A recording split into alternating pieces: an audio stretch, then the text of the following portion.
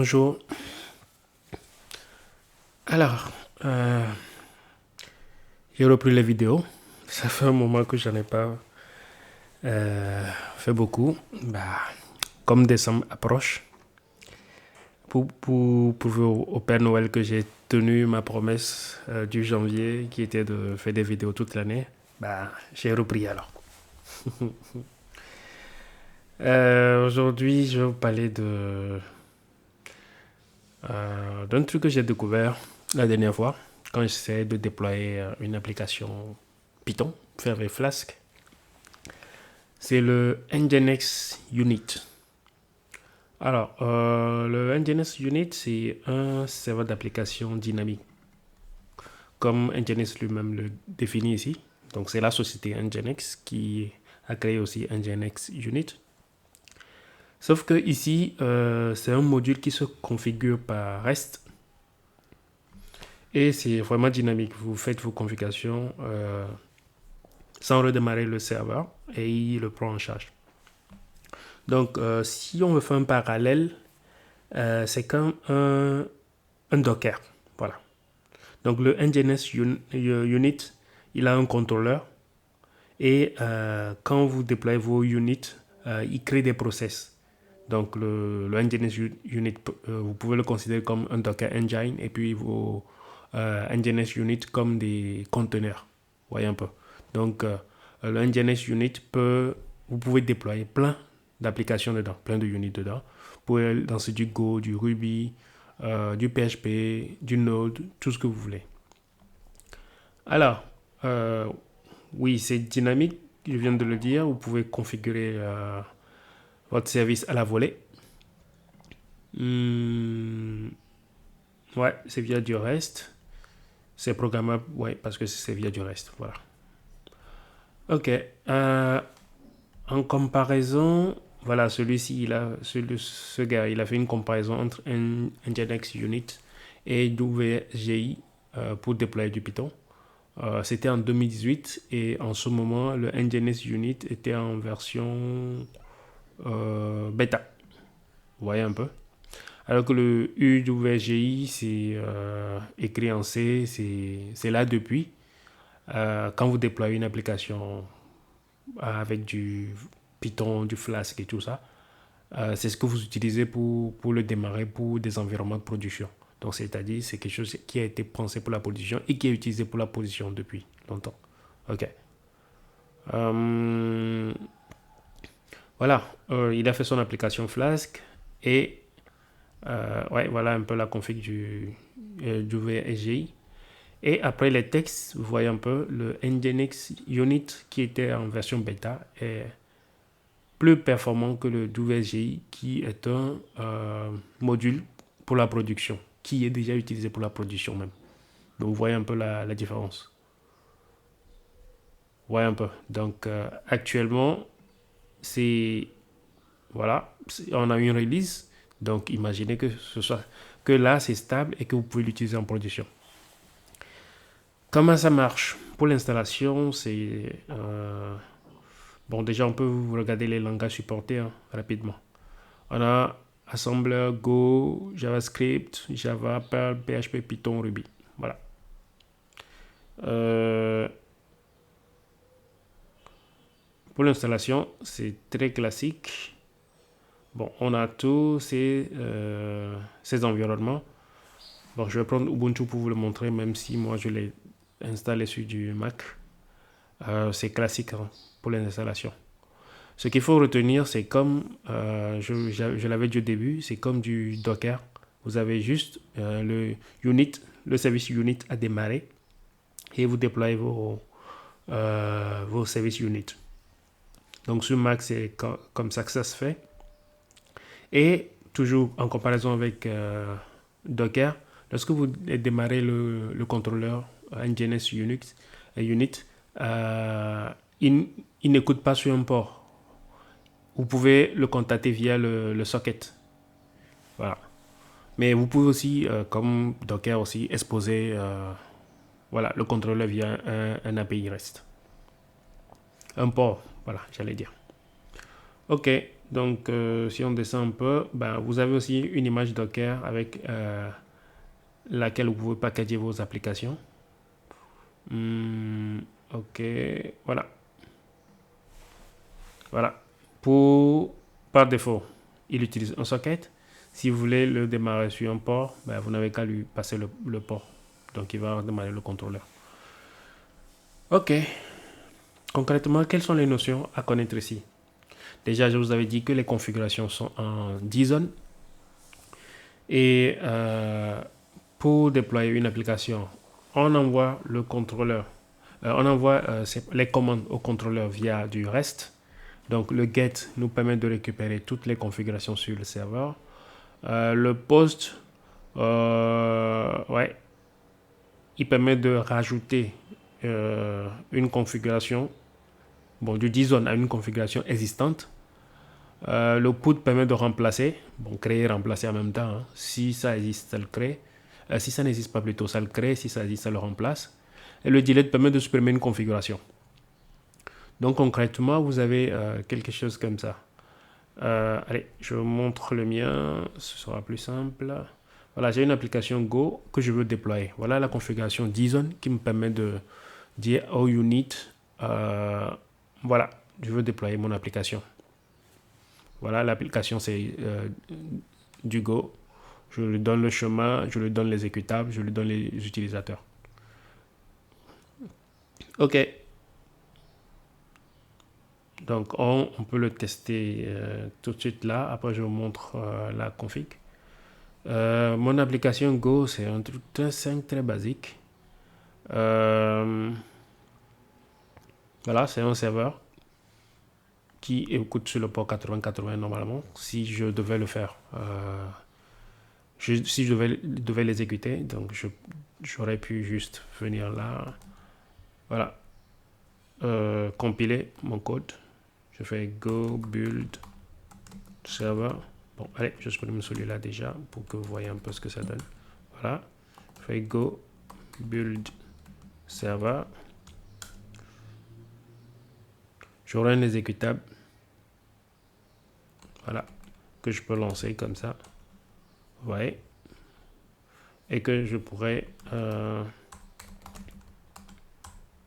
sur lequel je pouvais lancer les requêtes comme ça. 80-80. Voilà, il me répond hello. Vous voyez, j'ai juste mis hello ici. Ok, si je l'arrête, normalement, voilà, je n'ai plus rien. Donc pour déployer cette application, la config ici dit, ok, controller unit, je veux que tu reçois les requêtes sur ce port 1180 et que tu l'envoies à cette application. Voilà, et l'application est en Go. Voilà le répertoire de l'application, c'est là où j'étais tout à l'heure. Voilà l'exécutable. Voilà. Donc pour ce faire, il suffit de lancer la commande, je l'ai mis ici, put. Avant de lancer la commande, on peut déjà regarder qu'est-ce qu'il y a comme configuration actuellement. Alors, on dirait que le serveur n'est pas démarré, ou bien c'est moi qui n'ai pas la bonne... Voilà le bon path. Voilà, c'est moi qui n'ai pas le bon path. Donc, le socket path, il est là. Ok. C'est bizarre, j'arrive pas à me connecter au serveur. Ok, je vais quand même lui envoyer la configuration, on va voir. Non.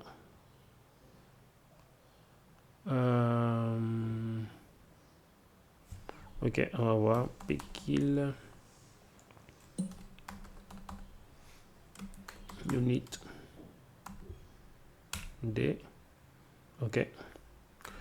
Donc, je peux lancer le serveur avec unit D. Log. Bon, je vais aller voir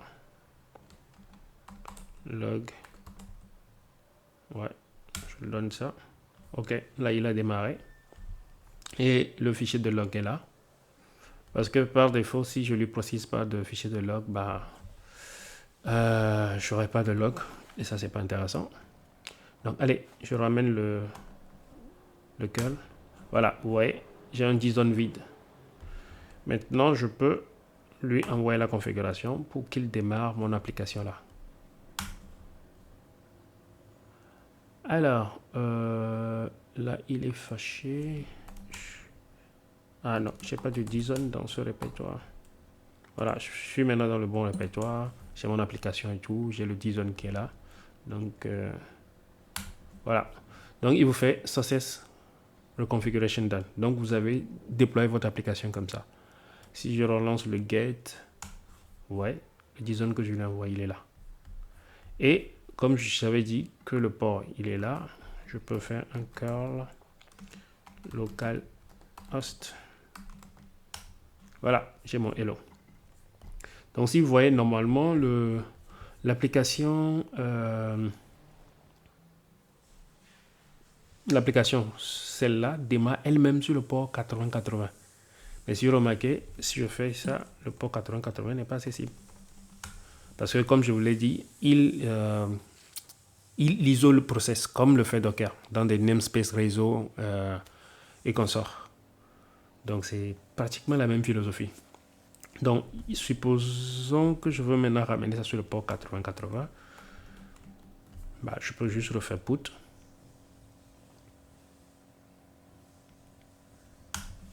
Ouais, la configuration a été changée. Ouais, c'est très facile de déployer. Et si je vois les logs, ouais, normalement, je l'ai mis sur var log unit. Voilà, les logs sont là. Vous voyez un peu? Donc, c'est ça ce que apporte le unit, le Nginx unit.